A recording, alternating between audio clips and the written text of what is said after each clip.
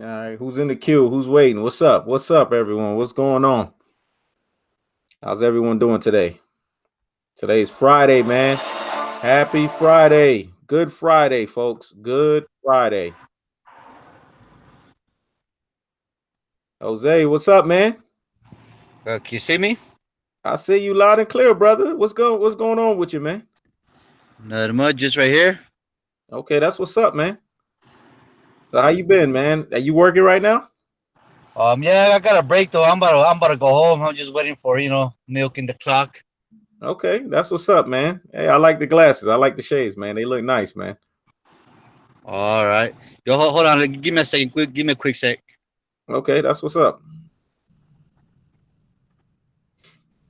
So what's good, family? What's good? How's everyone doing? Todd Nelson, what's up, man? Oh, you see the shirt? That's what's up, man. Yeah, look at the shirt, brother. Look at the shirt. The shirt goes to the mold of what you talking about, man. We ain't playing, man. We ain't playing. Yeah, man. Yeah, Yeah, man. I can't really see Yeah. you. Is that how it's supposed to be? Is it a new thing or what? Nah, man. It's on you, man. You gotta turn on the camera, brother. I got my camera on. I saw you not too long ago. I have a call. Where should I put it? Let me see. All right. You see it now? Okay, there you go. You got the camera on right now, man. So what's up, man? Talk to me, man. I know you want to talk about Andy Ruiz Jr. So what's up? Oh, Andy Ruiz is the man. He's the man of the moment. He just went to the White House. He was out there with the president. Oh boy. He was already talking nonsense though. He was trying to be bigger than Canelo. Yeah, I see that, man. That's what I'm afraid of, man. Hopefully, he doesn't get too big headed. That's what I was saying, man. That's what I was saying. I told you, man, he's gonna be a train wreck waiting to happen.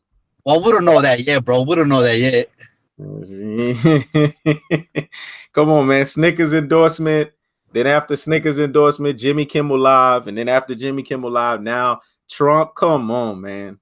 The thing is that he got everything too quick. Mm. He got everything too quick. Hey, man, I still can't see you. Can you see me or no?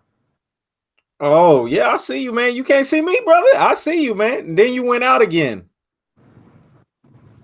I don't know. There There you you go. go. I see you now. Yep, I see Oh, you now. all You right. see? Yeah. Well, anyways, yeah. The thing about it, I think he got Mm-hmm. everything too quick. Like he Mm-hmm. got it too quick. The fame, all that money. So, but we'll see, man. He looks like he's already 20 something, but he'll be 30. So it's not like he's a young buck. So I'm pretty sure he'll know how to handle it. Yeah. Yeah, man. And that's the next big fight: Wilder versus Ruiz. That's the Mm-hmm. fight everybody's talking about. It. If you go out to all the channels, all the black channels, that's all they talk about. Wilder versus There you Ruiz. go. There you go. There you go. Hey, how you see that fight playing out, man? Which one? Wilder versus Ruiz. Fuck. Honestly, it used to be three heavyweights, but all these four heavyweights, I mean, anybody could beat each other. Because Wilder, he ain't no young buck anymore. So let's see how he gets through on Marquise.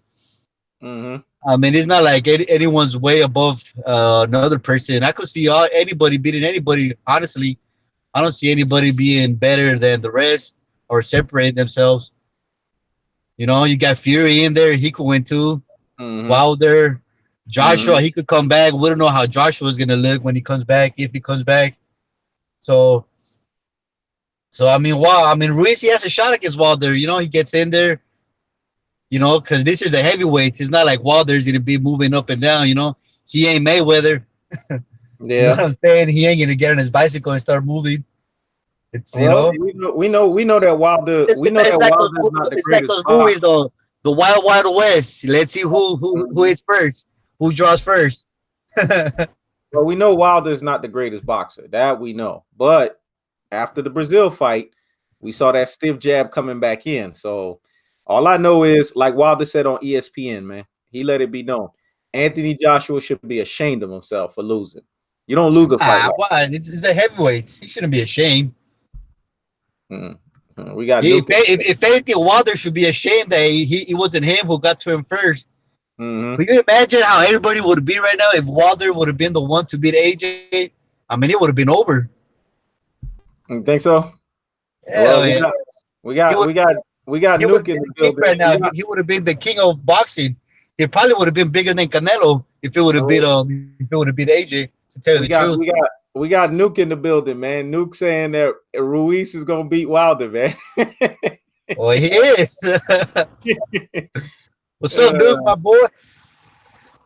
Yeah, man. Hey, appreciate the love, Nuke, man. Appreciate you, man. You know, hey, you see me, man. I'm trying to get like you, Nuke. I got the merch, brother. I know. What's your big announcement? Are you trying to do us like Mayweather and have us on hold? What was your big announcement? Oh, the big announcement is coming, man. There's gonna be an overhaul on the channel, man. Y'all about to see some good stuff, man. But you can see right now what I'm wearing, man. He knows I keeps the foot on the necks, so lay around for it, man. I appreciate that, Nuke. Appreciate that, brother. Are you gonna like sell him? Are you gonna ship him out? How are you gonna do it? I'm just trying to follow your mode, Nuke. You know, you set the tone with the merch, brother. So I'm just trying to follow the mode, man. Now, what'd you say, brother? How are you gonna do it? Are you gonna like sell them? Are you gonna give them out, or what's your plan? Well, the plan is gonna be, you know what I'm saying, there's gonna be some merchandise on the website. The website is almost up and ready, so you know, I'm gonna make sure that all of the links on each and every one of the videos for you guys to be able to go to the website so you can start getting the merchandise, man. Did I just spoil it? Yeah, make sure you buy 50 of them things, man. All right, my bad. I didn't mean to spoil it. Nah, that's cool, man. You're not spoiling nothing, man. I mean, there's still a whole lot more that's going on, but that we just scratching the surface, man. We just scratching the surface. So yeah, man. Listen, I'm gonna tell you like this. How is that gonna work from Alaska? Is that like extra shipping? Is that like, you know? No, it's the same shit, man. It ain't no extra shipping, man. I mean, it's the same. I know everybody think I'm on an island by myself, but hey, man, I picture you over there like in that show of the Bering Sea with Dutch Island over there with Captain Sig and them guys. Oh, you think so, man? The deadliest catch. There you go, the deadliest catch. This dude, boy, you be watching too much National Discovery, man. Hey, man, that's my channel. I'll be trying to figure it out which animal could be the polar bear. I just haven't found one. The closest I found was the silverback, but I don't know. Well, we're gonna look at it like this: Deontay Wilder is the polar bear. And Andy Ruiz Jr. is whatever animal you want to go up against that polar bear. How about that? That's how that fight is gonna go down. Listen, man, Deontay Wilder said it on ESPN best. Anthony Joshua should be ashamed of himself. You don't lose to no damn Andy Ruiz, man. That's why they call it an upset, brother, because he wasn't supposed to win. Let's keep it a buck here, man. Andy Ruiz was not supposed to win that fight. Anthony Joshua did not take his ass serious. And Eddie Hearn should be ashamed of himself, man. How you going to sit here and not give this man a break? How you going to sit here and just have this man fight year in and year out, man? That's just crazy. That's what everybody does, though. What you talking about? They're a boxer. There's boxers for a reason. They fight all the time. They're supposed to fight year in, year out. Yeah, I don't know about that. Wilder got a break. You want him to be like what? Like Jordan take like a year out, 2 years, or what? Hey, Wilder got a break. That's all I'm saying. Wilder got a break. Why the Hearns? And see, that's the question I got for you. Why are the Hearns running Matchroom Sports like a bunch of slave trading going on over there? There you go with that. You miss me with that. I don't honestly. Maybe I'm not black, so maybe it doesn't. I don't see it that way. But why do you say that? Like, what have they done, or why do you guys throw shade at Hearn so much? I mean, I know his dad came up with those bullshit comments, but Eddie, that's Eddie. That was his dad. He's an old ass guy. It was different back in the day, but honestly, I haven't seen Eddie done nothing wrong.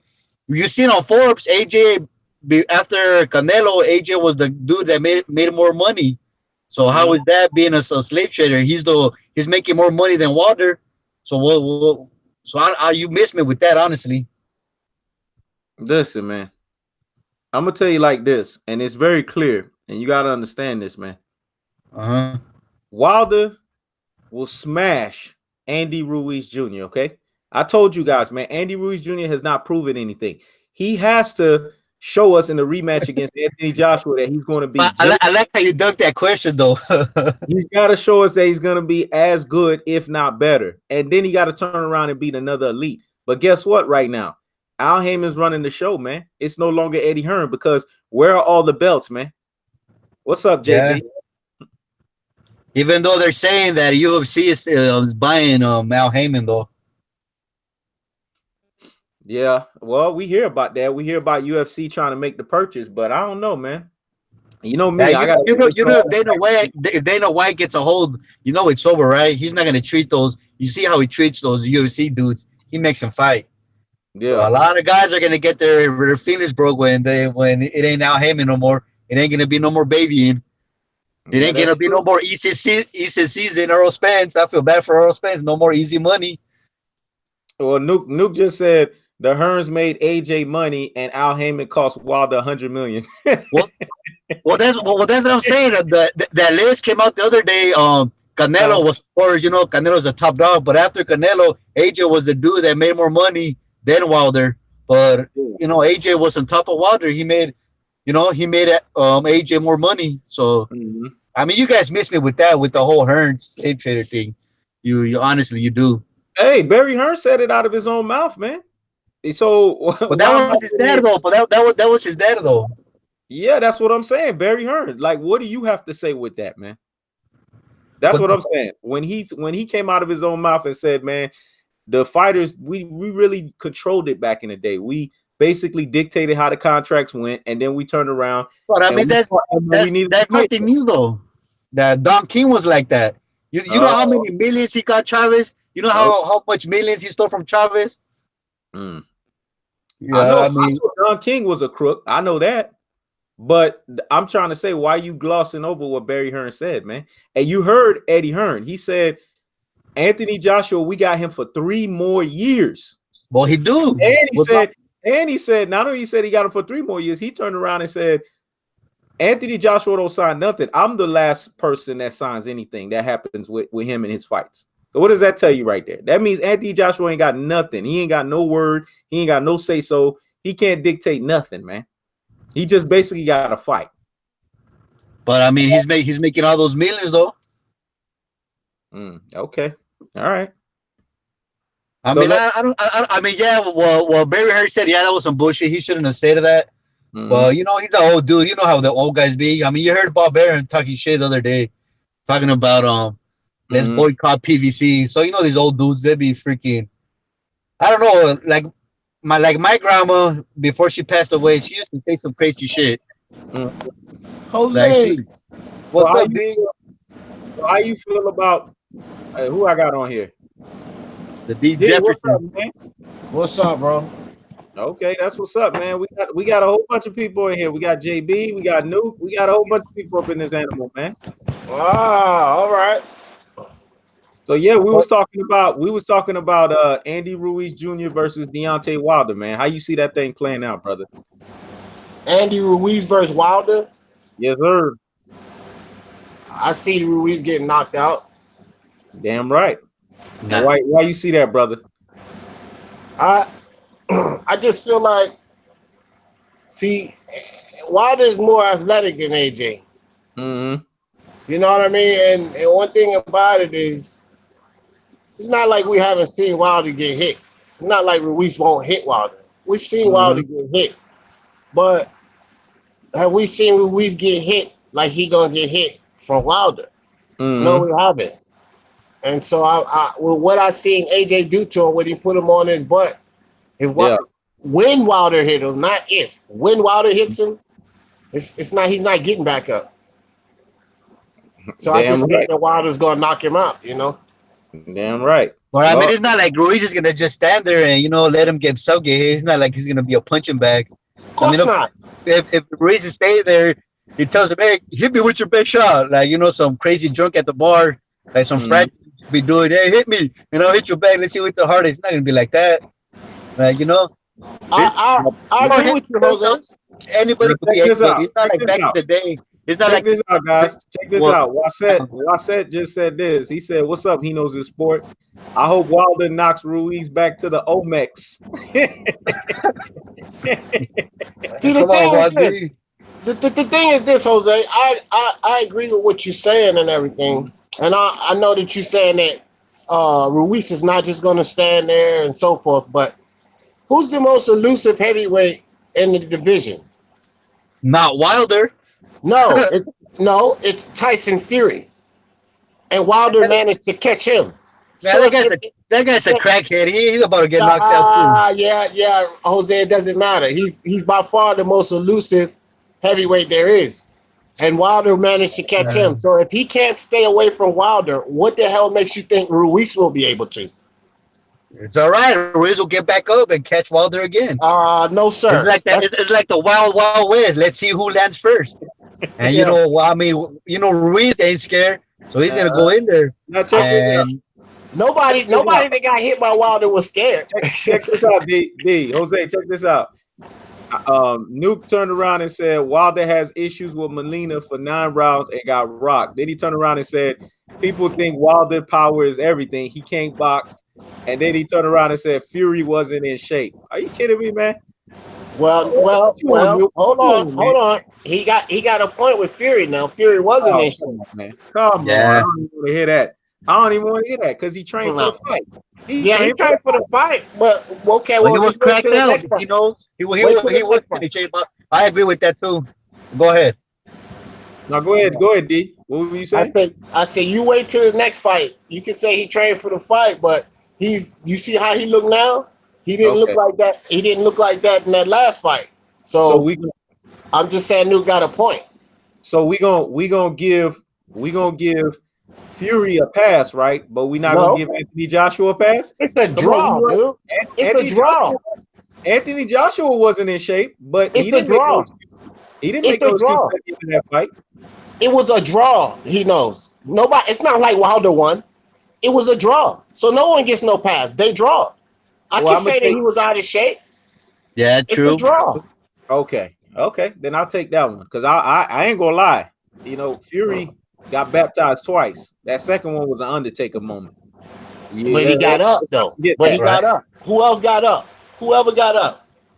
Well, I'll give you that one. Ain't nobody else got up, but I'll give you that. And then I gotta ask you this: if Wilder didn't get that knockdown in the 12th round, what happens? What happens to that green belt? Well, I'll tell you this much: if there was, I'll give you a flip script. And let's say there was 3 more rounds, like they did in the old school. You mean to tell me Fury wouldn't have got knocked down again? You think he would have got up off of a 3rd knockdown? Come on now. You know what's going to happen? We'll find out. We'll find the answer to that out when Fury beat him up in the next fight. Okay. So what happens if Fury beats Wilder and AJ beats some Ruiz? So that's going to be another messed up mega fight against some messed up. I said, what happens if Fury beats Wilder and Anthony Joshua beats Ruiz? What happens then? Fury beats Anthony Joshua. Okay, well, Jose, this is a question to both you guys. We know that Wilder's next fight is against competition. It's going to be against Ortiz. So what's up with Fury tomorrow fighting a bum? Whatever, man. Wilder just finished. I don't know what to say about that. Wilder just finished fighting his mom. He just finished fighting. He just finished fighting Brazil, so he got his out the way. Let Fury get his out the way. You know what I'm saying? Okay. Let Fury get his tune up out the way, son. You see the excuses they starting already. I ain't making no excuse, bro, because when Fury, I already did a video on it. So don't even try that, bro. I was pissed off when I found out Fury was fighting Schwartz. I wanted him to fight Dillian White. That's what I wanted him to fight. You see the press conference? Man, that was a weird ass press conference. Yeah, it was. They're all there singing and shit. Yeah, it was. Jose, matter of fact, we was talking about that yesterday. How you see that fight going between Dillian White and Ruiz, man? That's a close fight. I think I don't think White is that good, honestly. I mean, wasn't he scared of Dominic Brazil or Wilder when he was supposed to fight for the #1 spot, and he didn't want to fight Brazil or he didn't want to fight Wilder? Now you want to fight Ortiz. So. He didn't want to fight Ortiz. Yeah, Ortiz. There you go, Ortiz. Yeah. So I mean, I don't think White's that good. Hey, Josh already beat White, so I don't know, that fight. I don't know. It could go either way. Like, you know how we talk about first tier, second tier. I think that's the second tier heavyweight. Hey, look at this. I'm glad you mentioned the first and the second tier. Nuke wilding out, man. He said Fury has to raise his level of competition. So does Wilder. They fight too many tomato cans. Every time this dude say tomato cans, that Okay, be let rolling. me look. Let me clear this up. Let me clear this up on air right quick. Let me tell you something, man. I'm getting freaking tired of people talking about that, and I just silenced somebody with this earlier. It's the same nonsense. Listen, Fury has fought the best competition. No, he Period, bro. hasn't. Yes, he has. I'm gonna tell you Mhm. right now why, Jose. I'm gonna tell you All right, right go now. ahead. Fury beat Fury beat the two most dominant champs in the past 20 years. He beat both of them. Mhm. He definitely beat Vladimir Klitschko. We all know that. But then Mhm. he beat Wilder and got robbed for it. So Mhm. you know what I'm saying? If you look at it, listen. Here's the thing. If you ask even Nuke right now, and everybody puts their Mhm. ratings up, they still have to rate Wilder up there. You see what I mean? Yeah. They Well, still he have to rate Wilder up there. D. So He Fury said fought the he's best. countering you. D. He said no, he Well, you hasn't. just proved He my said all lies. He point. said You all just lies. proved my point. It's four heavyweights. They all have beat each other. Fury beat Klitschko. AJ beat Klitschko. Mhm. Um, Ruiz beat AJ, and a lot of people think that Wilder beat Fury. So to me, you could say they're all equal right now. They're Hold all on. even level. Hold on, Jose. You just told a whopper now. Don't I mean, nobody I don't think agree with don't Wilder, nobody but a lot think of people Wilder will say beat that. Fury. Don't nobody think Wilder beat Fury. Everybody think Wilder got away with the skin of his teeth.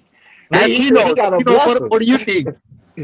I'm gonna tell you like this, man. I'm gonna tell you like this. See, I was going back and forth with Nuke just now, right here. He calling Wilder a paper champ. Listen, man, when you have 10 title defenses, you are not a paper champ.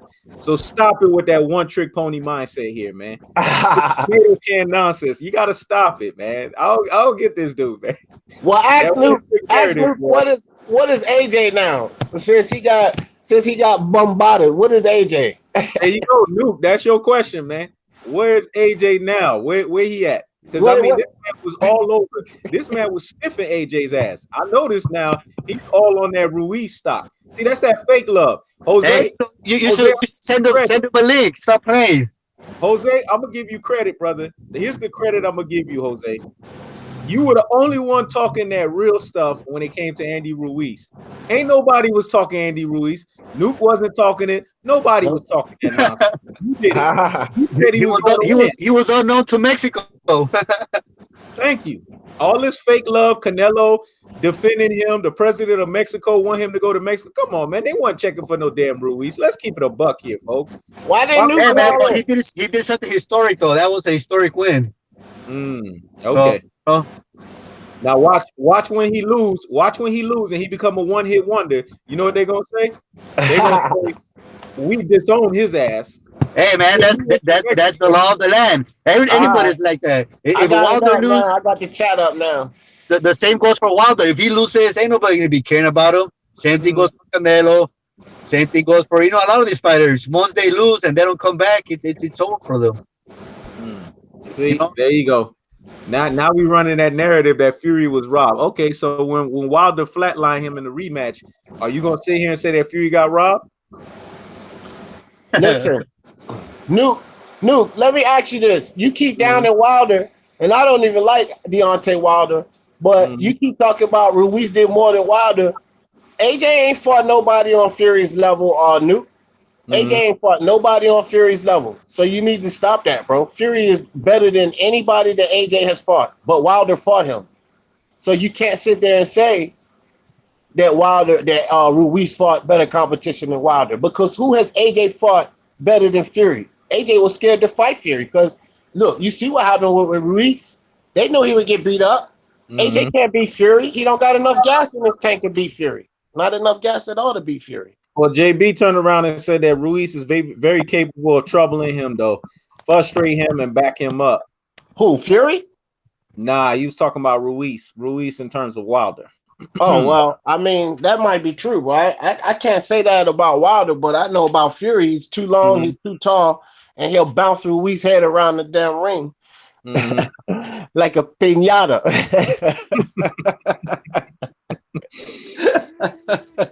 Oh man, you crazy, man. And then he turned around, JB turned around and said his 2 big wins are very questionable.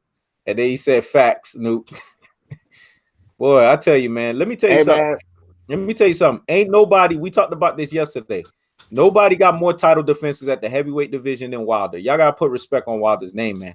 Yeah, but they be not against good competition though. That's in these things. Here we go. He fought a Gerald Washington. Do you know who Gerald Washington is? Gerald Washington is Gerald athletic. Washington. Gerald Washington is the same dude that AJ bought the belt off of, ain't it? Yeah. He freaking sounds like a guy from the Continental Army back in the day. What was in the Revolutionary War or what? Gerald Washington. Check this out, Jose. And D, you back me up on this one. Spilka, right? If any one of those mugs had fought Spilka at that time that Wilder fought him, you don't mean to tell me you wouldn't give them a hard fight? Hell no. Moving in the ring? Come on, D. Get knocked out. Arthur Spilka had a glass chin. Nah. He didn't have a glass chin. I mean, he was a rough fighter, but I mean, listen, man, it doesn't even matter who you put in front of Wilder. This is the problem. This is why everybody keep disrespecting Wilder. Dominic Brazil. Listen, Wilder finds a way to win, bro. This is what y'all gotta understand. Exactly. Yeah. What it don't matter who you put in front of him, Ortiz, Fury, whatever. Fury was technically knocked out. Even Fury admitted it. He was knocked out. Exactly. Okay, he got up by the 10 count, by the grace of God. This is Fury's words, not mine. But he still got up. So that's why I say he's my man. But he was knocked out. He said he was knocked out. Hey, so you got to understand that Wilder has knocked out. Hold on, Jose. Hold on. Jose, let him ride. You got to understand that Wilder has basically knocked out every man that stood in front of him, bro. And it doesn't matter how good they are. He finds a way to knock them out because he's a knockout artist. And because of that, it's 50-50 with anybody you put in front of him, period. I don't care what y'all say about his level of competition or whatever. Anyone you put in front of him, they're going to get knocked out like 80% of the times, bro. Period. Damn right. You can say that again. Jose, what you were going to say? I ain't no fanboy, Nuke. I don't even like Wilder. It's just a fact, bro. You got to understand. It's just a fact. So if he's saying that we fanboying, then what about AJ? If you notice, Nuke went from talking about AJ all day, every day, to all of a sudden, AJ is non-existent. AJ couldn't do no wrong. AJ and Hearn, I used to get on Nuke all the time. You act like AJ and Hearn is saints, you know. Now, here's the thing. All of a sudden, where's the narrative that all of the top heavyweights price themselves out? All of a sudden, it's looking like maybe Hearn and AJ was staying away from some of those guys. Dillian White is crying about that overhand right because he knew he could have landed it back on AJ. See, he been wanting to fight AJ, and Dillian White is good with that overhand right. Exactly. You know? And what we found out about Anthony Joshua is he's a dud. What's and up, we know now. I mean, I knew it, you knew it, D. But the whole world knows now that if Wilder would have fought AJ would have got flatlined. I mean, come on. No, it ain't hate, man. I don't like neither one of these guys, but I ain't giving nobody no excuses. I ain't give Fury no excuse on Schwartz. I say it was a BS fight, Nuke. Yep. That's just facts. I'm not gonna boost nobody up if they full of it, Nuke. It doesn't matter. AJ, all of the things that Andy Ruiz did to AJ. This is not fanboy talk, Nuke. All of the things that Andy Ruiz exposed AJ for, I was arguing with you, Nuke, on your channel all the time, debating you about all of these deficiencies.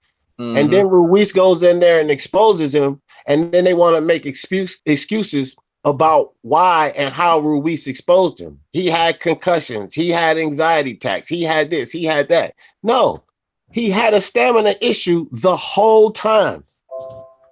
I just looked at I'm back. All right, what's up, Jose? I just looked at a comment that I sent to you, Nuke, about AJ's stamina issue, and you sent the comment to me back. It's not that much of a deal. He's working on it. No, he wasn't working on it because he got those bodybuilder style muscles. It is no working on it. And you look at him fighting Fury, he will gas out, bro. He's not gonna catch Fury in no 2 or 3 rounds. Cut it out. See, we can't be talking about Fury or Wilder because guess what? He got to prove his medal, man. He got to rematch Andy Ruiz Jr. We need to see what he's made of right now. He's at a crossroads. Both of them are crossroads. Both of them, Ruiz and AJ, they both have something to prove in this fight. Ruiz got to prove that all of the concussions and the headaches and the anxiety was not, was just an excuse, and he is the man, and he beat AJ up for real. It wasn't a fluke, because everybody can say what they want. And Nuke, you sitting here calling us a fanboy, but Ruiz just beat AJ, and he hasn't even proven himself, Nuke. He hasn't even defended. And now all of a sudden he's better than everyone? So are you not fanboying for Ruiz now? You're overhyping him, Nuke, because he hasn't even defended. He hasn't even defended against other competition. You thought that AJ was the highest level competition, but Ruiz just proved you wrong. And if he beats him again, he proved you deadly wrong. So now he has to fight higher level competition. Let Ruiz get in there with a 6'9" Tyson Fury and see how well he does. We can't just crown him number one. That's just what you think. The way I look at it, at the time, AJ was a top level competition. Everybody wanted AJ. Everybody was looking at AJ like he was a man. He was a man at the heavyweights. But, Wilder fans are going to say, Wilder fans are going to say it was Wilder, but it wasn't Wilder, because Wilder didn't want to fight AJ. He wanted like $1 billion or some shit to fight him. Maybe at the beginning it was AJ dug Wilder too. So I gotta give him, I gotta give him his credit. But when Ruiz fought AJ was viewed worldwide as the number one guy. And guess what? When you beat the guy, you become the guy. It's like the Raptors. They beat the Golden State Warriors, and Hino's got it right, whatever. And ain't nobody gonna be sitting here saying, "Oh, the 76ers are better, the Celtics are better." Nobody thought the Raptors were gonna win the championship. Well, guess what? They won it, and they're the number one team. It doesn't mean they're the number one team in history, or they're gonna continue to be number one. And with Ruiz, it's the same thing with Ruiz. He's the number one guy right now. Now that doesn't mean that he's gonna be the best heavyweight fighter in the history of heavyweights. It doesn't mean he's gonna be better than Muhammad Ali, Mike Tyson. It just means that as of right now, June, what are we, 14, 13, whatever, as of today, Ruiz is the best guy, because guess what? He has the belt and he beat the man. Now, when he fights Wilder, that'll be a different story. When he fights AJ again, it'll be a different story. But as of today, I have Ruiz number one. And if they're smart, they'll skip Al Heyman, the BC, and everybody. They'll skip the AJ rematch, give them some money, and they'll just go straight to the Wilder and Ruiz matchup. They'll skip Fury too, because what happens if AJ beats Ruiz and Fury beats Wilder? That fight is over with again. So if they were smart, they'll make Wilder versus Ruiz next. I mean, that's what I'm saying. Well, okay. Well, check this out. Before you say something, D, go ahead. Check this out, man. Black Lives Don't Matter said this. He said, Ruiz proved most people wrong. I give him that. JB said, Fury, 2 big fights. Wilder, 2 big fights. Ruiz, 2 big fights. He is on their level. Have to respect him. And then Black Lives Don't Matter turned around and said, Wilder has defended his belts 9 straight times. Ruiz is not on his level. See, I'm going to say it like this, man. And I think we on the same mode with this, D. Ruiz got to do this. He got to beat Anthony Joshua in equal, if not more impressive fashion, because right now he has to prove that he is not a one-hit wonder. And then the second thing after that is he needs to fight another elite heavyweight and beat him. So that way he can say, I have multiple title defenses on my resume. I'm not just a one-hit wonder. That's what I need to see from Ruiz before I start saying he's legitimate at the heavyweight division. Yeah, he beat AJ, but if that's all he got, then guess what? He's gonna be like Buster Douglas, man. Because after Buster Douglas beat Mike Tyson, what ended up happening? He got the belt taken away from him. Am I lying? Yeah. So the whole thing is this: Andy Ruiz needs to prove that this is not a one-hit wonder. You know what I'm saying? And this is something that he needs to continue to prove that he is elite at the heavyweight division. Until then, he got a lot to prove. Right now, him and Joshua they both got something to prove. Joshua got to let us know that he is not a Devo. And Andy Ruiz Jr. needs to let us know that he's legitimate at the heavyweight division. That's just the facts, man. We can't get around that. Man, well, time will tell. Time will tell that, but as of right now, Ruiz is the number one guy right now. right now, today, June 14, 2019, Ruiz is the number one guy right now. And he does have to prove it on his next fight. But just like the Raptors, today, right now, the Raptors are the best team in the NBA. Next year, who knows? But this year, the Raptors are the best. Just like right now, this summer, 2019, throughout the whole summer, Ruiz is going to be the best heavyweight. And there's no two ways around it because he beat the man. He has the belt. That's right. And if Wilder beats Ruiz, so guess what? Wilder will be the guy. If Fury beats Wilder and then Fury beats Ruiz, then Fury will beat the guy. You know, it's just that simple, really. So, you know, you kind of saying the same thing I'm saying. Right. Guess what, D? Before you talk, D, Black Lives Don't Matter. He's been, I don't know what he been on today, but he was 100% in agreement with you yesterday, D. And guess what, Jose?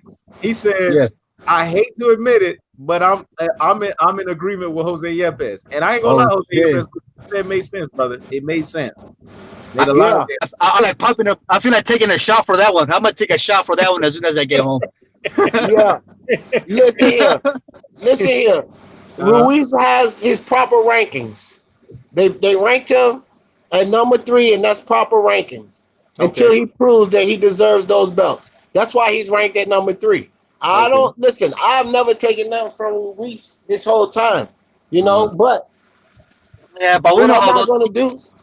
Listen, if Anthony Joshua passed, if Anthony Joshua had one belt, you know, then Ruiz would still be at that ranking, number 3. He would still be at that ranking. So we're not going to act like just because Anthony Joshua possibly could have been slipping. I'm not talking about no concussion or anxiety attack. I'm talking about the fact that he got hit on the temple. He was slipping. Okay, so we're not going to talk about the fact that he might possibly been slipping and then come back and beat Ruiz. Here's the thing: when Anthony Joshua lost to Ruiz, he dropped to number 4. If Ruiz loses in this rematch, I guarantee you he will drop to number 9 or less. And that shows you right there that he does not deserve number 1 ranking yet. He has to prove himself. This is why, bro.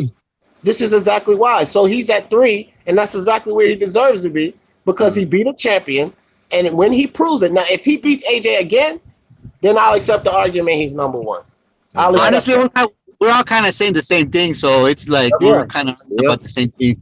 So the only thing I disagree with was that AJ had a concussion. Come on, man. They get checked by. They get licensed. They go through through those doctors and they get checked and licensed. And you know, we're right here in the States. If we were back in the UK or somewhere, you know, some of those shady countries, yeah, maybe. But right here, the doctors, they don't play. They wouldn't let you fight. So I don't believe that. And the whole Miami thing, come on, Joshua, he's a freaking superstar. He's been having girls after him, so that didn't affect him either. And Miami is not the best place where the girls are at. It's Southern California. Come on, man. It's just Hollywood. Here we go. Come on. Here we go with that. This is almost Kylie and whatever them Jenners with the sisters. We're gonna leave that Valley stuff alone. But let's move on to the next. That's what we're talking about here. We're talking about the Valley. We're talking about, you know, the Beverly Hills. But let's move on to the next topic. Ramirez versus Hooker, man. How do y'all see that going? Jose, I'm gonna let you start off, man. Ramirez versus Hooker. Well, first of all, I couldn't believe that shit actually happened because, you know, a ball bearer with Eddie Hearn, you know, getting together and two champions fighting. So I was surprised when that happened. But I think it's a close fight. It's gonna be a close fight. I mean, Hooker and Jose Ramirez, they're pretty much viewed as the weakest of champions. Everybody thinks that Taylor and Progress are the top dogs at the 140 division. So that's gonna be a good fight. You know, I'm rocking with Ramirez, but it's gonna be Hooker. You know, he's pretty tall. He has reach. It's gonna be a good fight. And you know, Ramirez was just at a war though. He just had a war with Cepeda. So I don't know how he is mentally, because that was a tough fight that he had against Cepeda. A lot of people were saying Cepeda won. But you know, Ramirez, he has the best trainer in boxing, which is, you know, Robert Garcia. I don't think anybody could argue with that. Not even you, he knows. Yeah, I could argue with that. But A lot But of you know, people I argue with got that. Ramirez winning. The only thing that like I said, I'm worried was that war that he was with Cepeda. So I'm not sure if he's all the way back. But if he is, I think he got it. okay. D, what's up, man? Well, you got counters for that? I'm not gonna counter it. I think it's a pretty good fight. You know, one thing that I like about the 140-pound division is that, and the reason I know this will tick a lot of people off, but whatever, man.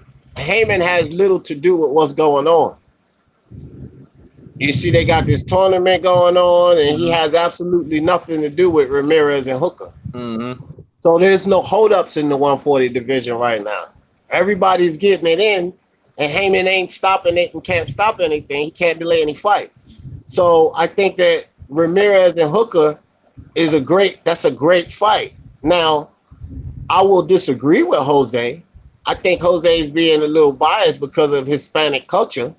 Just a little bit. I know, but it's okay. I'm cool with that. But I think that Hooker is just a little bit too skilled for Ramirez. Yep. And I think that he's going to beat Ramirez. I can respect Jose because, you know, Danny Garcia, I get a little partial with him. Mm-hmm. You know what I mean? And so, you know, yeah, it's a good fight, but I pick Hooker to win that fight. Yeah, I'm gonna go with Hooker too because I'm gonna tell you right now, they're pretty even in height. We saw that in the last DAZN fight card. But here's the thing, man. Hooker got that 80-inch reach, man. You can't basically overlook that, man. That means that man's gonna have that reach advantage when somebody's with. And then on top of that, he sparred with Terrence Crawford, man. So he's getting quality work. Man. I just feel like that's going to be a fight that could go either way. I'm not going to overlook the fact that Ramirez got that hook. If he catch Hooker with that hook, that could be a problem. But I'm going to tell you this much. Hooker just got a lot of skills, man. Yeah, and if you look at Hooker, each and every fight, that man has improved. And I'm going to tell you like this. If they go into the middle and they try to switch and they try to like do some exchange or rough it up, Hooker is he's just as ugly as a fighter as Ramirez is, man. So if they really exchange, it's going to kind of be of a what we would call a fan favorite type of fight, man. That's how I look at it. It's going to be very close. But like JB said, and I'm going to have to lean towards that, I got Hooker by decision, man. I don't think it's going to be a knockout because of the skill set. And people are sitting here talking about Prograis and Taylor. This is the fight right here at 140, man. This is the better fight to me. The closer fight. I don't. Yeah, but I mean, everybody. Before the tournament started, go ahead, Jose. All right, let me take it on. Well, I had said it before. The 140 is one of my favorite decisions. Divisions. I mean, it's just a shame that Mike is not in it because if he was in it would just make it that much better. Even though he wouldn't fight Jose Ramirez because you know they're trained by the same they're trained by the best trainer in boxing, but But Prograis and Taylor, they're pretty much viewed as the top dogs though at the 140 division. I mean, this might be a better fight, but I think Prograis is he's probably the best fighter. Him and Taylor, honestly. So I'm thinking whenever they win each other, they're gonna face the winner of Prograis. I mean Hooker and Ramirez, and they're gonna go for undisputed. And I got the other dudes winning, whoever wins out of that fight. Even though Prograis, I don't know, he's been kind of like everybody thinks he's this young guy, but he's already about to be 30, so he ain't no young guy either. So he hasn't really taken off how I thought he was gonna take off at the beginning of his career. Yeah, so he might be a little bit hyped up. I agree with you right there. He might be a little bit hyped up, but yeah, man, it's gonna be a fight. This is my favorite division. This one and the 126. They have a lot of good fighters with the 126 with the young cats and Leo Santa Cruz, Oscar Valdez, Shakur Stevenson. Those are my favorite two divisions right now, honestly, in boxing. Okay. So how do y'all feel about Mikey Garcia ducking that work at 140, man? Hold on right quick. Let me respond to something right here. Thanks, JB. This dude, Terrence Spence, he's saying a whole lot of iffy things here, man. He said, I'll bet Hooker gets stopped. And then he said, his long arms will be his downfall. Terrence Spence, I don't know if you watching Hooker fights the right way there, buddy. Because Hooker knows how to use that reach there, my man. You need to do a little more film study. Because I could tell you right now, I can promise you you're wrong there, buddy. But now let me answer you, he knows. I just had to respond to that right quick. That's good, man. That's good. Get on him. Because I've been getting on him in the comments. Oh, okay. Well, so here's the thing. Mikey Garcia is not ducking the work at 140, bro. He's not ducking the work at 140. Mikey Garcia is still trying what he thinks he can do. I don't agree that he should mess around at 147 anymore. And I picked Danny Garcia to beat him in this fight, you know. And this time I'm not being biased toward Danny Garcia because, you know, I like Mikey too. I just think that Danny Garcia is too much for Mikey. And I believe that the fight has been announced. So I think Mikey's making a mistake. I don't think at all he's ducking any of these guys at 140. I think that he should fight at 140 because he shouldn't go back down to 135. It's too much of a cut. Mikey's had problems in the past making weight, so he shouldn't try to get back down to 135. But 140 is where he needs to be, and I believe Danny's going to stop him because Danny's going to come out there and try to stop him. He's not going to try to show that he can box. Danny's arrogant. He feels like he knows he can box, and that is what it is. So he's going to come out there and he's going to try to stop Mikey, and I believe he's going to succeed. Yeah, I agree. I agree with that. So let's flip it here, man, and let's talk about. I didn't get to chime in on that though. Oh, go ahead, Jose. Go ahead, chime in. Honestly, I didn't think he was gonna fight Danny. I had to just send you a message saying that because I'd seen the video with Eli Sepak where Mikey was talking about that they haven't spoke to him, and half an hour later they announced the fight. I'm like, man, mother effer, you just made me look bad. But anyways, yeah, it's a dangerous fight for Mikey Garcia, but I think that's honestly the best opponent that he could fight for him to get a title. I mean, obviously he didn't beat Spence. He probably can't beat Crawford. Thurman's not gonna fight him, not yet. You know, Porter's trying to fight Spence. So that was the only guy left. So there was really no one else for him to fight. And for him to go back down to 140 really didn't make sense for him because there's nobody to fight. You know, Taylor and Progress, they got their thing going on. And now Hooker and Ramirez. So there was nothing for him to do at 140 anymore. He's been a 4-time world champion, and he's a borderline Hall of Famer. I know he knows not going to agree with this, but he is almost a Hall of Famer. He's a 4-time division champ, and if he gets his 5th title, that will just stamp his legacy, and he'll go straight to the Hall of Fame. There will be no question about it. I still have him as a pound-for-pound fighter because he has beat some pretty good champions, and not a lot of people could say they're 4-time division champ. Yeah, like, you know. So and it is a dangerous fight, though. You know, Danny is a good fighter, but I think it's doable. You know, Danny ain't nothing special. He lost against Thurman. He lost against Porter. Freaking, he was ducking Spence all those years. So, you know, I think it'll be an interesting fight. You know, Danny ain't nothing special. Mikey could get him. It'll be a 50-50 fight. Shout out to Luke for that term, a 50-50 fight. D, yeah. D, I'm gonna let you get on the counter with that one, D. Yeah, let me get this because I wanna get him and Black Lives Matter talking reckless. Listen, man, Black Lives don't matter. Listen here, man. You gotta cut that out, bro. You really do. Because I see some of the things you're saying. First off, false. The reason I put false on your statement, you gotta come with facts. Listen, you can't get away with that stuff here, man.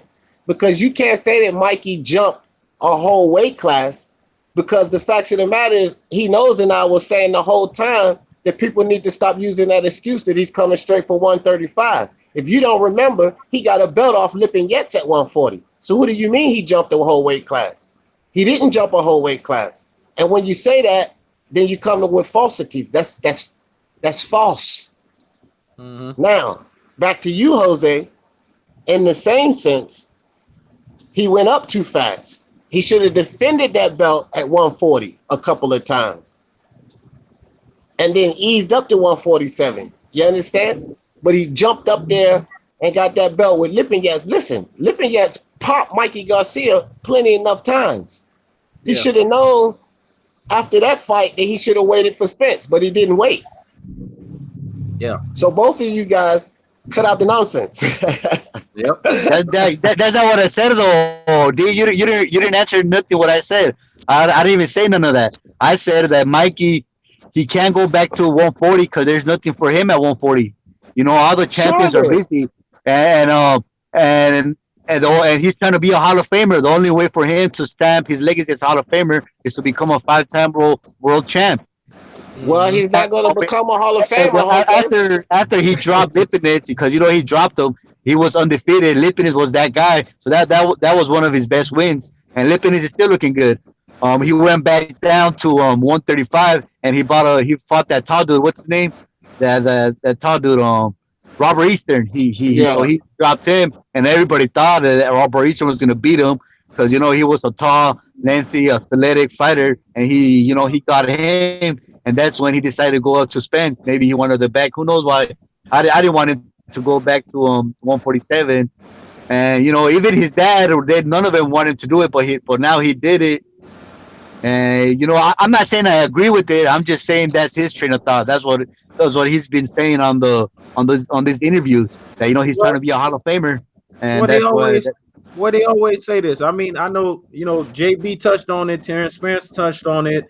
D touched on it because D went into the vault, and I think you touched on it too, Jose. I mean, a lot of people say that Mikey Garcia hits hard. You know what I'm saying? Robert Garcia attested to that when he sparred Maidana. He said that the man hits hard. So I'm not surprised that he was able to drop Lipinets, but the style that Lipinets has is tailor-made for Mikey Garcia because Lipinets likes to trade. He doesn't really, he's not strike me as a guy who has extreme boxing skills. His style is tailor-made for Mikey Garcia's countering style. Not taking none away from that win because that was a good win for Mikey Garcia. And he was undefeated. Lipinets was. But still, Lipinets doesn't have the best boxing skills, and Mikey Garcia can counterpunch. So I feel like in that fight, he was tailor-made for Mikey Garcia, man. Yeah, and here's another thing, Jose. Here's another thing behind that. Danny Garcia is also a good counterpuncher. Danny Garcia definitely hits harder than Lipinets. And Danny Garcia has not been dropped, not even at 147. So let's not act like Mikey gonna go in there and just drop Danny. But Mikey can get dropped by Danny. See? Because you're not gonna say and tell me that Lipinets hits harder than Danny Garcia. No, sir. But then I could counter that all day though. Spence didn't drop Mikey. Are you gonna say that Danny Garcia hits harder than Spence? Yeah. Well, not to the body, but up top, yes, sir. Yes, he does. It's so different kind of puncher power, Jose. It's a different puncher power. I want to say this real quick because I'm tired of the disrespect for Keith Thurman, man. Terrence Spence, he tripping, man. He said, "Yeah, I bet Lipinets would beat Thurman."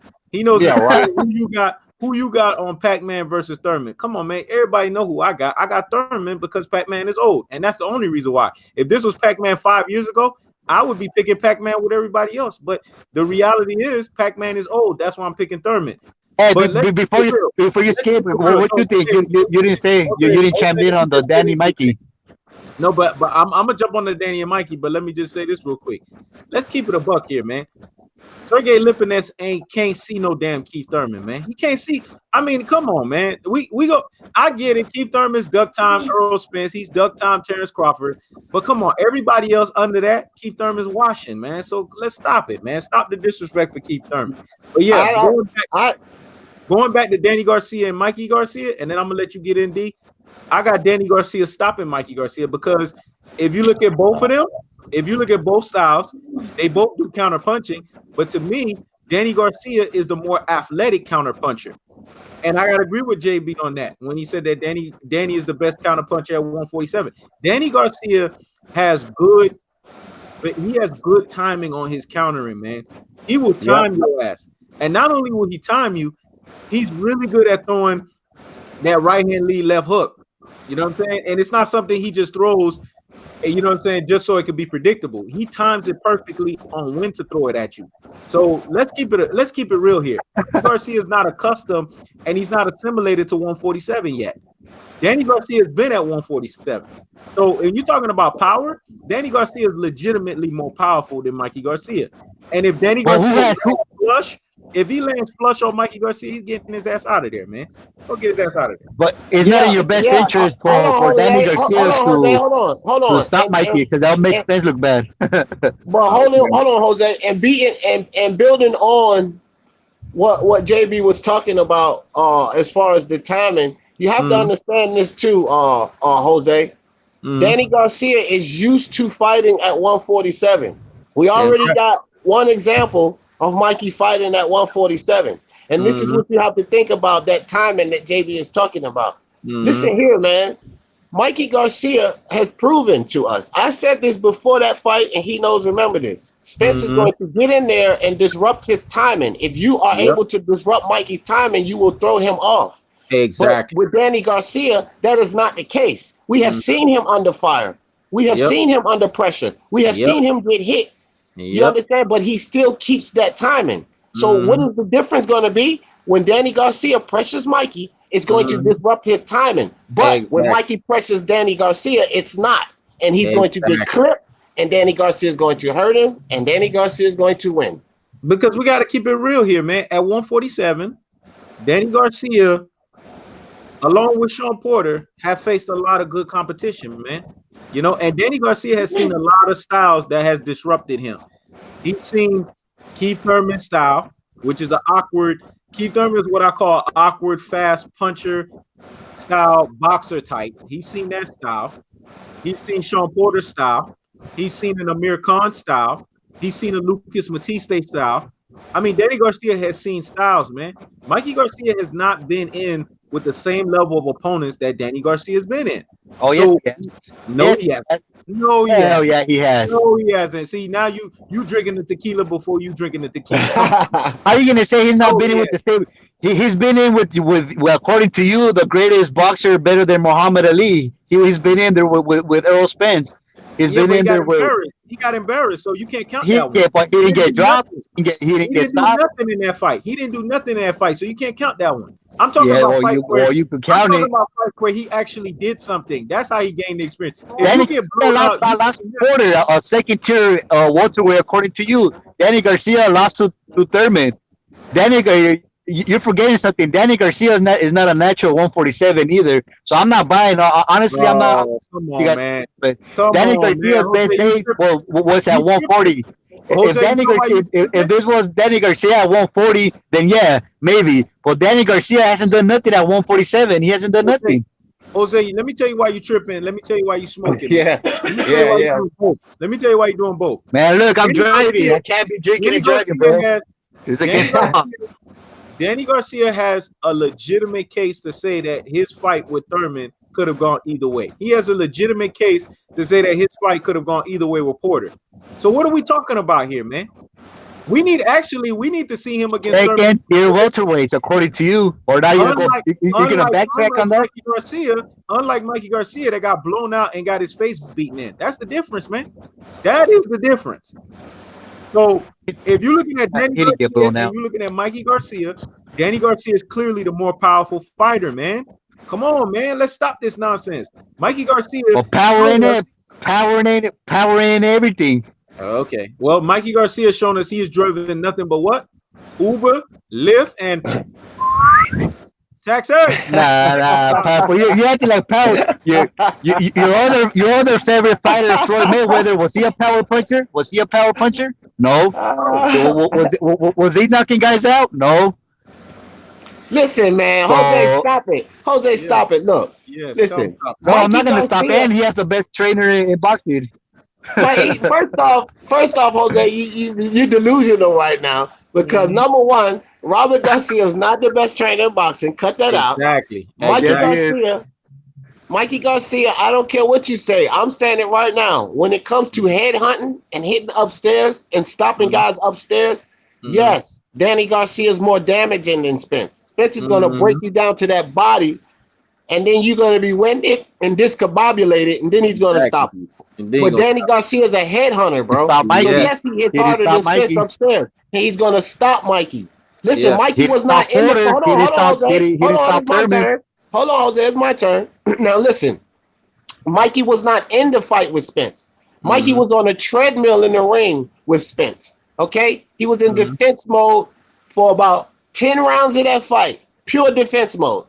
So that's not being in a fight. That's just being in the ring, testing your stamina and your durability and how much punches you can take. Because after taking 1,000 punches, he was doing a Mayweather. He was doing a Mayweather. It doesn't. No, he wasn't doing the Mayweather because he didn't deliver anything. Mayweather won. Mayweather won. He lost. He wasn't doing the Mayweather. Thank you. See, and that's the problem. They want to compare Mikey Garcia to Floyd Mayweather, who is the god of boxing when it comes to skills, man. Stop making a comparison. No. Those skill sets are two different levels, man. Two different levels.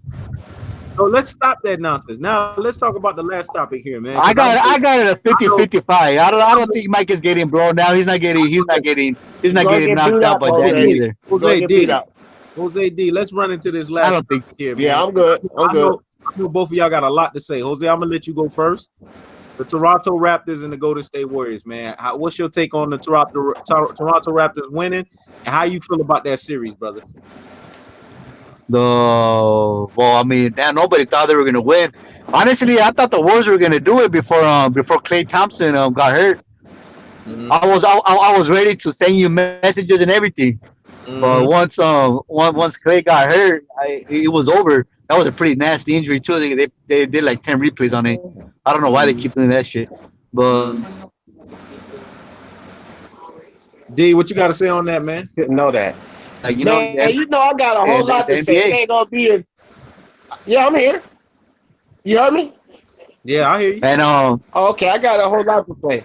So listen here, man. First off, much respect to Kawhi Leonard for going to the NBA Finals, taking this team straight to the NBA Finals and taking that thing down. Okay? Now this man got two finals MVPs. And listen, with Kevin Durant's injury, we have to speak logically. It's going to be a while before he comes back as Kevin Durant, if he's able to come back as Kevin Durant. Kawhi Leonard has the keys. He has the keys to the car right now. He is the man of the league. You know what I'm saying? And prior to Kevin Durant getting hurt again, I said this. I said that Kawhi Leonard is taking those keys, especially if he wins that championship. Now,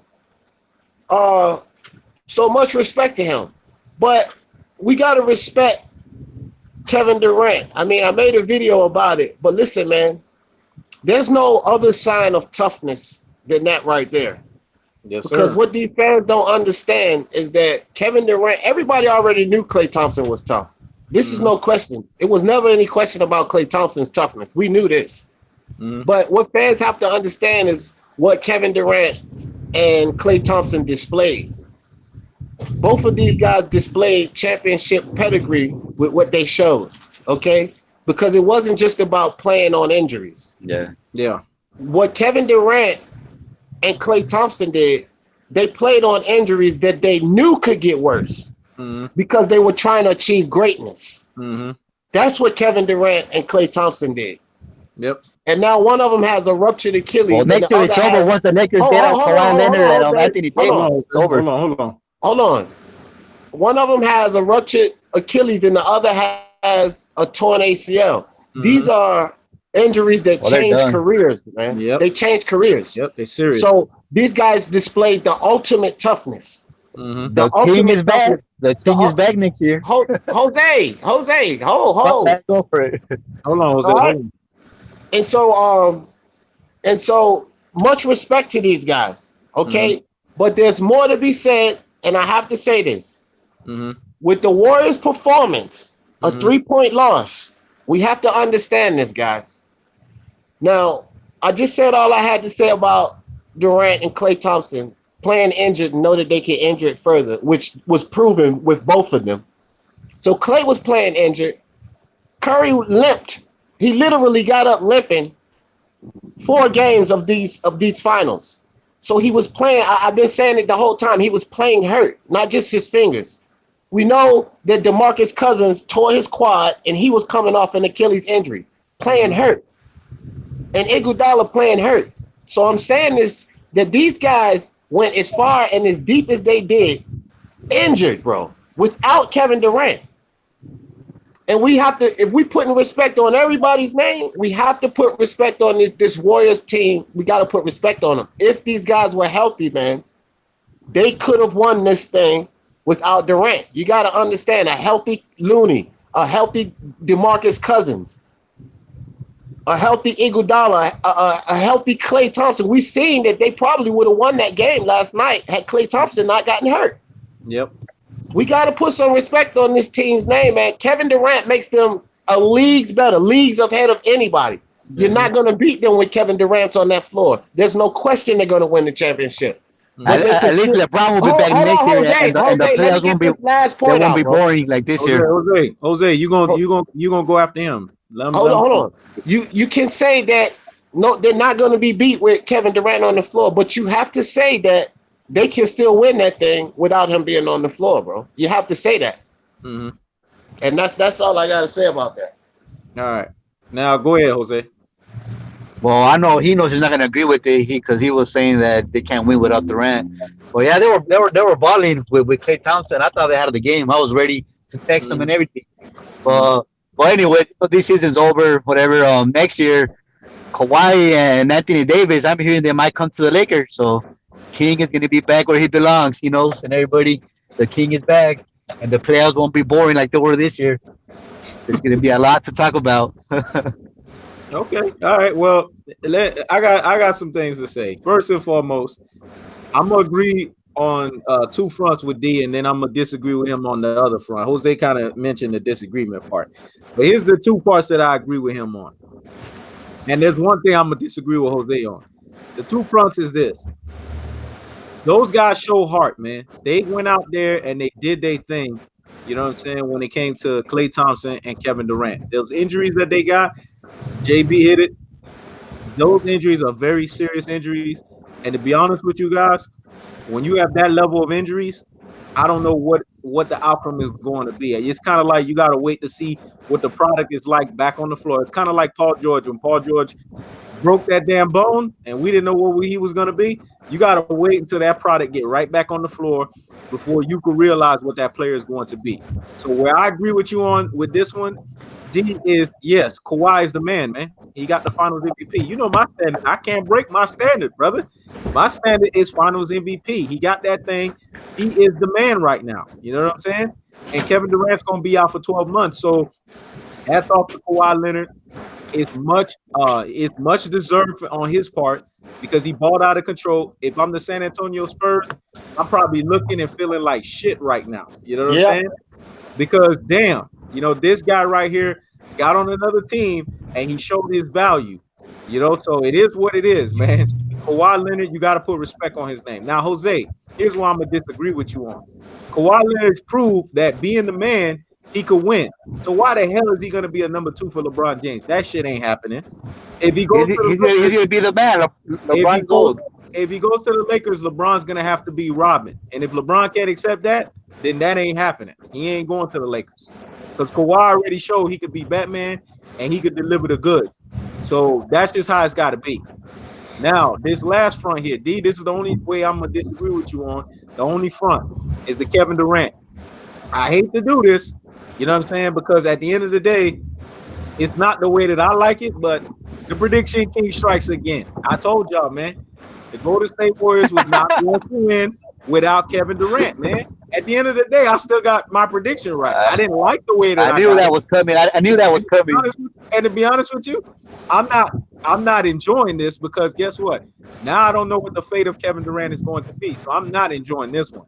But I have to say it. The prediction king did strike again because I said that Kevin Durant needed to be out there to put them over the top in order for them to win. He wasn't out there, and we saw that. I get it. Klay Thompson wasn't, he got hurt or whatnot, but we got to look at the product in front of us.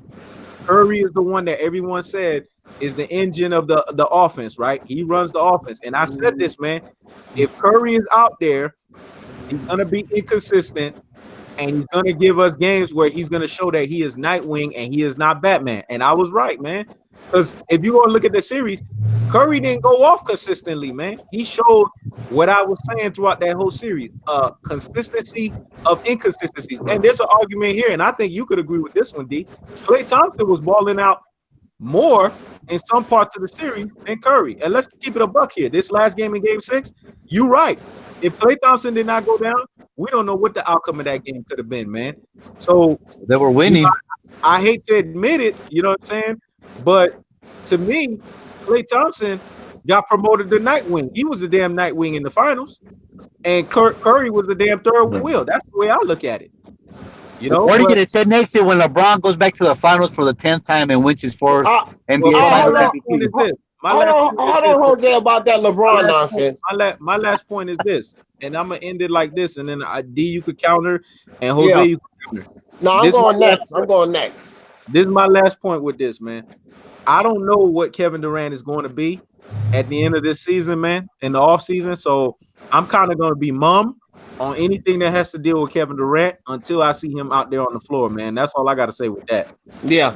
Now let me say this, bro. First off, you getting the whole narrative switched and changed up here. Nobody said your prediction was wrong. Nobody said that you didn't say that the Warriors wouldn't win if Kevin Durant was on the floor. All of that's right. Your prediction was correct. They didn't win, and Kevin Durant was on the floor, but that's not what I said. What I said is that team is capable of winning without him on the floor. Just because your prediction was right does not prove that point wrong. Your prediction can still be right, but the point is, the facts are, you're talking about an extremely banged up team. With Klay Thompson being banged up, him and Kevin Durant suffered the same type of thing. You put stress on other parts of your anatomy when one is already stressed. That's why those injuries led up to that, bro. And so these guys were playing injured. Like I said, Curry limped. Now, I have to debunk the whole Curry thing too, because he wasn't inconsistent. Bro, he just jumped up there and did something that only Wilton Michael did in these past 2 rounds. So we can't say he was inconsistent. And what happened to Curry is the same thing that happened to Durant when he was in OKC. See, again, let's not forget, when you don't knuckle down on Curry the way the Raptors was knuckling down on Curry, then Curry goes off for like 47 and things like that. But without Durant on the game, they're able to knuckle down on Curry. But just like they were able to knuckle down on Durant in OKC, he had some bad games. Remember the 3-1 series? When you're able to knuckle down on Durant. So Durant and Curry freeze each other up. See? They free each other up. You can't knuckle down on these guys. So we can't just say that Curry fell apart and he was this Nightwing. How are you a Nightwing and you're doing something that only Jordan and Wilt Chamberlain did? 2 of the most dominant players that ever played this game. You see? So we can't disrespect Curry. Like, we have to stop disrespecting Curry. Curry took that team on the back. They wouldn't even have been in the championship if it wasn't for Curry. We got to stop disrespecting Curry. Like, Curry put that team on his back to get them to the championship. And that's a fact. That's a fact. Yeah, I hear what you're saying, but the way that I look at it is this, man. And, just like I get on LeBron about that, I'm going to get on any player with that. The facts is this. Durant was out. Klay wasn't the best that he was, but you got to play with the sums of the parts that you have. And Curry was expected to lift the team up, even with what he had, man. Because at the end of the day, when you look at the Raptors, you know, there's a lot of people saying that Kawhi Leonard was playing, you know, 50% of himself, man. But he went out there and balled, you know. So I'm not gonna sit here and say that the Toronto Raptors did not have more. They have more out there. That's apparent. We're not gonna go and argue that. That's facts. What you said on that is facts. But this is what Stephen Curry has to show that he's Stephen Curry, regardless of the obstacle that's in front of him. I expect Stephen Curry to at least give me 2 games where I got 35 plus points from him, and I didn't even get that from him. I was expecting at least that much because Klay Thompson, damn near before he got graduated to a torn, you know, ACL, Klay Thompson acted like he still had the ball out of control, you know? So if Klay Thompson's willing to do that, I need Curry to do that too, no matter what the obstacle is. Prove us wrong. Show us that physical defenses can't guard you. Show us that you were the Stephen Curry that won back-to-back MVP. That's all I'm saying. You on the biggest stage right now. At the end of the day, this is the team that you got in front of you. No excuses. You got to go out there and deliver, man. That's what we expect from stars. We expect stars to deliver. I mean, I think he was just gassed. Though honestly, I think he was gassed. I mean, Jose, you coming in and out, bro. You coming in and out. You electrocuting us, Yo, can you hear me? Yeah, you coming in and out, brother. Go ahead. Talk again. Go ahead. Let me fix this. Well, I'm gonna say it like this. Mm-hmm. I don't know what championship you've seen, brother, Mm-hmm. but Curry gave you what you asked for. You got to just listen to what you just said that Curry needed to give you, and he gave you that, bro. He gave you that. He gave you everything you said he needed to give you in this finals. He gave you those games, bro. And I mean, what did you miss? You say you needed to see him give you at least 2 35-point games. He gave you that. He wasn't. Hold on. Let me finish. You said you needed to see him rise to the occasion. I just talked about that. They wouldn't be there if it weren't for him. He rose to the occasion. Listen, it's just like anybody else. You got to get your team involved. Nobody says that he's a Kevin Durant or a Michael Jordan or a Kobe Bryant or this, that, and the third. He's a Stephen Curry. And he did what he was supposed to do. The team would not be there if he didn't rise to the occasion, bro. They wouldn't have been there. And that's a fact. They wouldn't have lost by only 3 points without the two of their best players on the daggone court, bro. Without 2 of them. We can't sit here and say that this guy did not rise to the occasion. You can't expect him to be alone because now you're not being realistic. Kevin Durant is not going to be Kevin Durant without Klay Thompson and Curry. You're being unrealistic. If Kevin Durant is in there alone and Klay Thompson and Curry is off the court, Kevin Durant is not going to be this guy because Kawhi Leonard and them will lock him down. And you cannot act like they won't.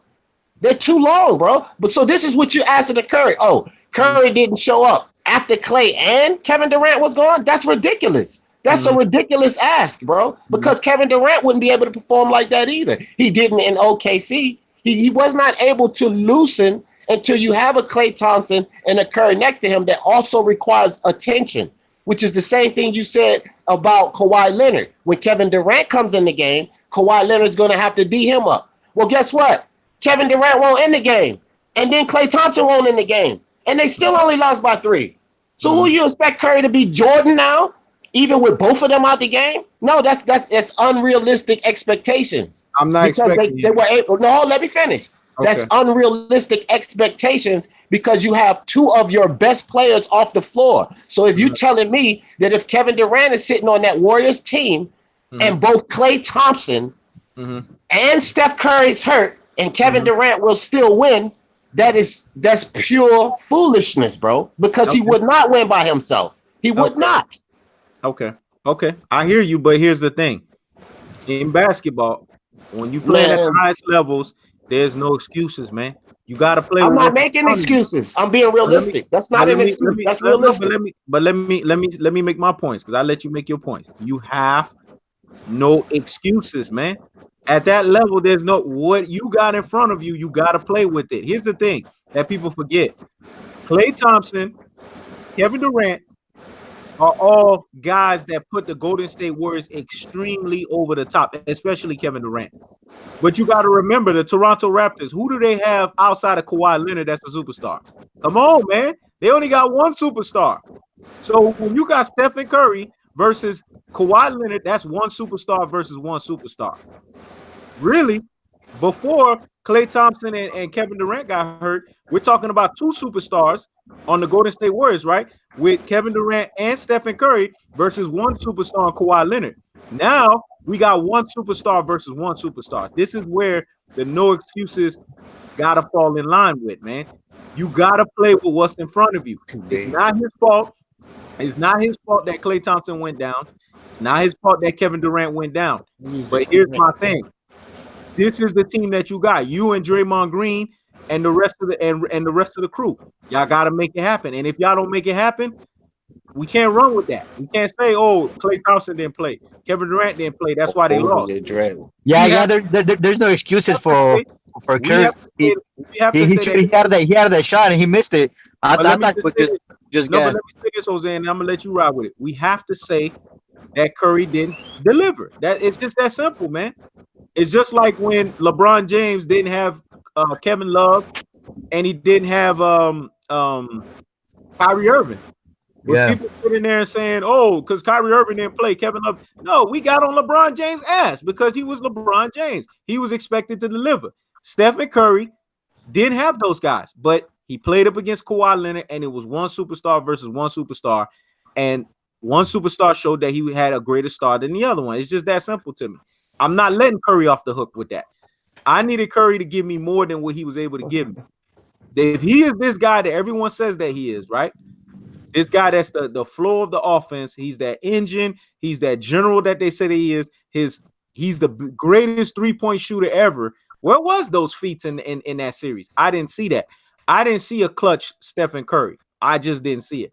I saw Stephen Curry that gave all the efforts that he could possibly give. You know what I'm saying? At his level that I've been saying that he's at, which is Nightwing.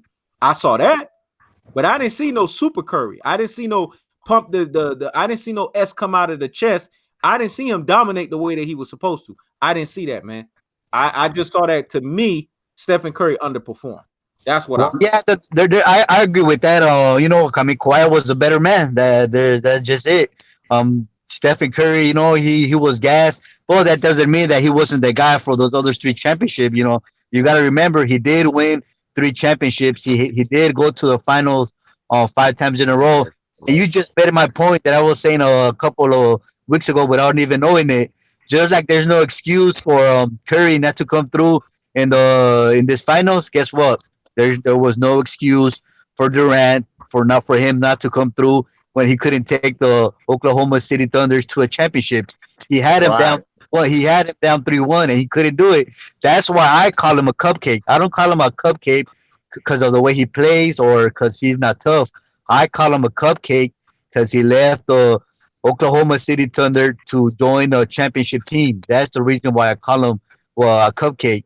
And the same way that Curry couldn't come through with this finals is the same way that Durant didn't come through with the Oklahoma, and he lost all those years. He couldn't get him a chip. And now we want to see him, join another team and, get a chip. I mean, all that doesn't matter now because, he got hurt. So let's just hope he comes back because wasn't that the same injury that messed up Kobe, the Achilles? Yeah, it was. It was the same injury that messed up Kobe. And look, check this out.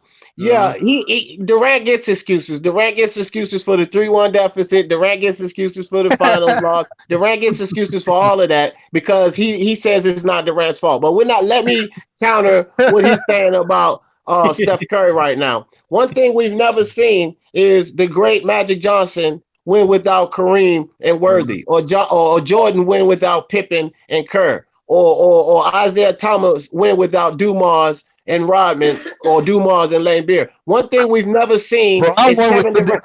Let me finish, Jose. Let me finish. We've never seen Kevin Durant go MVP and win without Klay Thompson and without Steph Curry. But all of a sudden, he wants to see Steph Curry be the super amazing Steph Curry without Kevin Durant and Klay Thompson. Again, I'm not saying what what he's saying is not logical, but what I'm saying is unrealistic. That's an unrealistic expectation because when you have a number one defensive team and you have your other two superstars off the floor, and that number one defensive team can lock down and require that attention on you, Kevin Durant is not going to be the Kevin Durant. Hey, D. Jefferson. Hold up, Jose. Have you seen LeBron won with two different teams? Have you seen LeBron do that? Yeah. Hold on. Nobody does this. That's the point. That's why LeBron lost when Curry and Love went down. We don't have to. Jose, time out, bro. Time out. Hold on for a second. We don't have to give these guys excuses. And I'm not giving them excuses, but we have to be realistic about the situation. No great, not the great Michael Jordan, has ever won without his top two guys. I don't care if they all-stars or superstars or not. That's a ridiculous ask to ask for any guy to win without his top two guys. That's ridiculous. So you're saying you want to see Steph Curry show up and be something that nobody in NBA history has ever been? Nobody's done that. Nobody's won the finals without their top two guys next to them. That's a ridiculous ask, period. Kawhi did it. Kawhi did not. His top two guys was with him. His top two guys. I see you making them superstars. Nobody says it had to be superstars. And if you're going to make it that, like I told you before, Kevin Durant could only win when he had two superstars next to him. But everybody that you mentioned, right? Everybody that you mentioned on these other teams were superstars. They were star players. But they did not win without their top two guys next to him. They didn't win without their top two guys next to him. I get what you're saying about the top two. Yeah, they didn't win without the top two guys on the. Let me say this real quick. And I'm gonna let Jose chime in. Do you understand why Kawhi's win is unique? Because Kawhi did it with him just being the only superstar on the team. There's no other guys on that Toronto Raptors. I get what you're saying with the other two guys, but the other two guys are not star players. They're role players. They're still his two guys, bro. Siakam and Kyle Lowry are his two guys. They're his two dependable guys, bro. You got to stop that. That's not realistic. Siakam is not a star.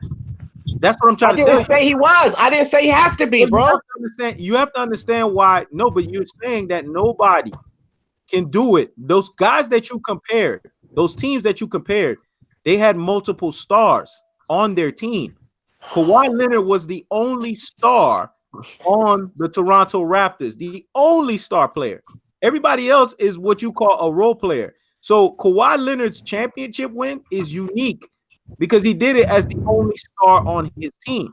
There's no argument. Listen. I'm not making an argument about Kawhi Leonard not being special. Stop it, bro. Stop it. Because you keep coming at me with Kawhi Leonard being special. Nobody's arguing that. I'm not arguing that at all. What I'm saying is no one. Imagine when he teams up with LeBron next year. Jose, you got to stop cutting in, bro. You got to stop doing that. Listen, what I'm telling you is no one go ahead. has won without their top two guys. It doesn't matter if they're a superstar or not. You need your top two guys. Siakam and Kyle Lowry consistently through the playoffs has been Kawhi Leonard's top two guys. Without that 30-point special game, they don't get past Philly because of his top two guys. You just said that Klay Thompson might have been the Nightwing. It is one of the top two guys. So what Kawhi Leonard did was special. No one's taking nothing from Kawhi. I agree with that 100%. It still does not change the fact that Kawhi Leonard or no one else would win without their top two guys. It doesn't matter that they're superstars, bro. You're making a point that they were superstars. Oh, and what Kawhi Leonard did was special. Yes, I agree with that. Siakam and Lowry is still his top two guys. And if both of them got hurt and Kevin Durant and them was healthy, Kawhi Leonard wouldn't have won. So stop the nonsense because this is what happened to Curry.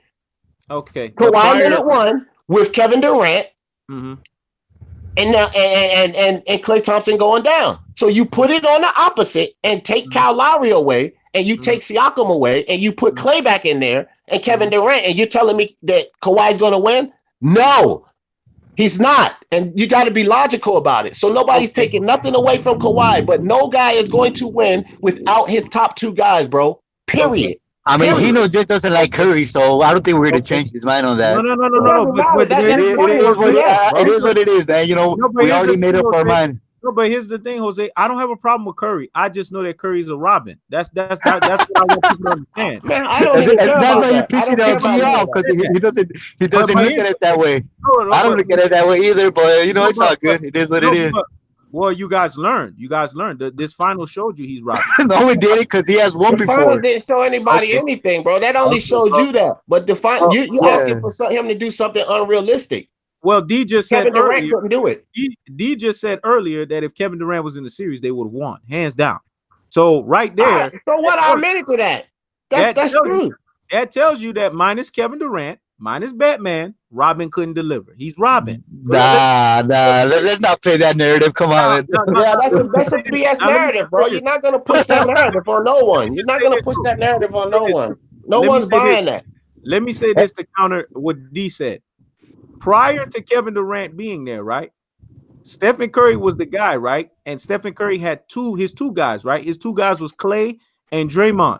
For the most part in that series, if you take Kevin Durant out of the equation, Curry had his two guys, Clay and Draymond. Yeah. Even though Clay got hurt, for the most part in this series, Clay was there. He had his two guys. So this is what I'm trying to tell you. Clay played. Draymond played. Draymond didn't miss no games. Clay was there for the most part. And Curry was there obviously the whole time. Bro, but he just got beat. He just got beat by a better man. That doesn't mean that he's not a bad man. That's what I'm trying to say. That's what I'm trying to say. A better man. Let's not act like Kawhi Leonard didn't win a championship with the San Antonio. Jose, let me just say let's not act like Curry didn't have his two guys. He did. He had Clay and he had Draymond. Come on, right. But he's still Batman, though. He's still an alpha dog. I think that's what we're trying to get at. You're trying to say that Curry's not that dude, but he is that dude. He just got beat by another guy that's that dude too. Like, you know? No, I mean, Kawhi Leonard, he won a championship in the West and he won a championship in the East. He's won championship with two different teams. Him and LeBron. So has LeBron. You know, they're all top level players. They're the like you say. Top tier 1 welterweights, top tier 2. All these dudes are tier 1 NBA players. Kawhi, Curry, you know, Durant, LeBron. They're all top dogs. You know, you can't say one better than the other. You know, history will tell it. At the end of the day, history is going to tell us who was better. But you can't act like Curry is not a Batman. He is a Batman. Well, history did tell us. History told us because it's in the. But his career's not over, bro. His career's not over. I get what you're saying about the career's not over, but see, we can't go by hypotheticals about the career's not over. We have to go by what's in front of us, and what's in front of us is Kawhi Leonard's in the history books over Stephen Curry in this fight. He's in this one, right? But he might get him next year. We don't know that. But Jose, see, here's the thing: you going by coulda, woulda, shouldas. I'm going by what's in the books. What's in the books is that Kawhi one-upped him. That's just how it is, man. Listen, Jose. But the Golden State Warriors beat him back in the day in the conference finals when he was with the Spurs. So what do you say about that? Jose, look, this is what I'm gonna say. He knows his sports just basically killed himself, bro, with his own. Listen, he did. Let me get this out. He just killed himself with his own statement, and it's easy. This one's easy. He just said that Steph Curry had his boys. He had Draymond and he had Klay Thompson. And what did he do? This is what he said, right? I'm gonna tell you what he did. He went all the way to this game that they just lost and was going in to beat them. They had the momentum going, they had the drive going, and they was about to make this series 3-3. Yeah. And Velez, RB the breakthrough. I think even you hinted toward the fact that if they got through that game and won, they could potentially win the whole thing. So to answer your question, when he had his boys, that's what he did. And then his boy went out. And then you became unrealistic and expected him to keep doing it with both of them out. That's what happened. Well, both of them wasn't out because Klay Thompson still played for the most part. Oh my God. Both We're of them going were back to not the same out. point. The only person that was out, see, we gotta keep it a buck here. The only person that was out, like I proved to be right, was Kevin Durant. That was the only person that was out. Klay Thompson, we already gave the credit. Klay Thompson played most of the finals, folks. What are we talking about here? Right. He played most of those games. So we're not gonna sit here and act like he didn't. The point is this, and it's been proven. Like I said, no KD trade 5, no NBA 3-peat.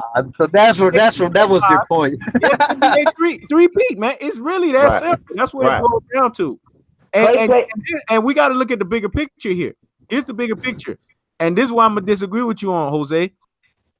Curry is not a Batman because he's able, let me tell you why he's not a Batman. Let him talk, Jose. Let him talk. He wasn't able to do what Kawhi Leonard did as a Batman, which is when what? Kawhi Leonard got how many? 2 of them things. He got 2 finals MVPs. That's Batman material right there. You want to be Batman? You better give me Batman award.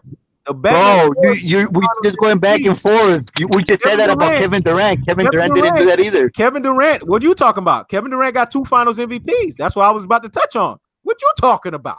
He right there with Kawhi. But he didn't do that without Curry and Klay Thompson. Exactly. He couldn't do that in Oklahoma. Exactly. He couldn't do it in Oklahoma. Yeah, but Jose, he went on their team. He went on their team and housed it and became the man of that team. He became the man of that team. So what are you talking about? He became the man of that team and took 2 finals MVPs. This is the award that tells you if you Batman, the finals MVPs. If you don't win that award, you're not Batman. Stephen Curry, how many NBA finals has he gone to before Kevin Durant? He's gone to multiple finals MVP. He went to multiple finals. Did he get the finals MVP? No. He got beaten in one of them, and then Iguodala took the other one. So come on, man. This is a guy that what we call, I'm not going to disrespect him. I'm not going to call him Robin, but Stephen Curry is a glorified Robin. That's what he is. Jose, look. Jose, let me get this. I hate that term. I hate that term. Jose, hold on. Let me get this, please. Because Jose, just calm down. Let me get this. Because what he does is evade the point. And you keep falling for it. So you can't fall for it, Jose. All he's doing is talking about how Kevin Durant is better than Curry. That's not the point. The point was Kevin Durant could not do it alone, and he just made the point again. I've been saying that. Hold on, Jose, stop. Don't interrupt. Kevin Durant did come to the Golden State Warriors and win, but he had Steph Curry and Klay Thompson with him the whole time. If he has no Steph Curry and he has no Klay Thompson with him, LeBron and them obliterates Kevin Durant. Period. He's not going to do it on that Golden State Warriors team and go MVP and do all of that nonsense without Klay Thompson and Steph Curry. And that's the fact that it matters. This dude has Steph Curry and Klay Thompson. He had James Harden and Westbrook, and he could never do anything without those 2 guys. So my point was, hold on, Jose. My point was, and he keeps trying to change the narrative. Oh, Kawhi was great what he did. Oh, Kevin Durant's better than Curry. All of that doesn't make a difference. The point is that Kevin Durant could not do it without the top 2 guys, and he's expecting Curry to do it with the top 2 guys. So don't let him keep changing the narrative on you, Jose, and getting you angry. That's what he's trying to do, but that's not going to work with D. Jefferson. That's why he's laughing, because he knows that's BS. That's straight BS. Don't try to change the narrative. Stick to the point. Stick to the point. Me and D will be at this all day. Jose, we won't. You will never get that over. No, we will not. You will never get that over. Jose, you got one last point you want to make on this one? I think he got disconnected, bro. I think Jose got disconnected. Oh, he got disconnected? Okay. Yeah. D, man, tell the people, man. Tell the people where they can follow you at, brother. Y'all know where y'all can find me at every Saturday and Sunday, rocking right here on He Knows His Sports. We do our thing. Look, man, subscribers appreciation. I see all of y'all got a lot to say in there. Mm-hmm. So get up with my man, He Knows His Sports. Mm-hmm. Give him that email and come on here and get this work. Mm-hmm. Get this work. Black lives don't matter. Come get this work. Mm-hmm. You know what I mean? Spence, what was the dude name? Terrence Spence? Mm-hmm. Yeah, come get this work. That's what it's for. It's for y'all, man. Subscribers appreciation. Now, y'all can find me on He Knows His Sport every Saturday and Sunday. And listen, for the love of sports, let's talk about it. Come on over to Speak Your Mind Sports Talk. Get in the competition. JB is killing it. He needs some competition. JB is killing it. 8 times, man. He got 8 of them things.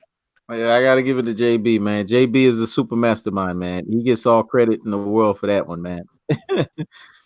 You just gotta talk all that crap you be talking online, and you act like you can't write.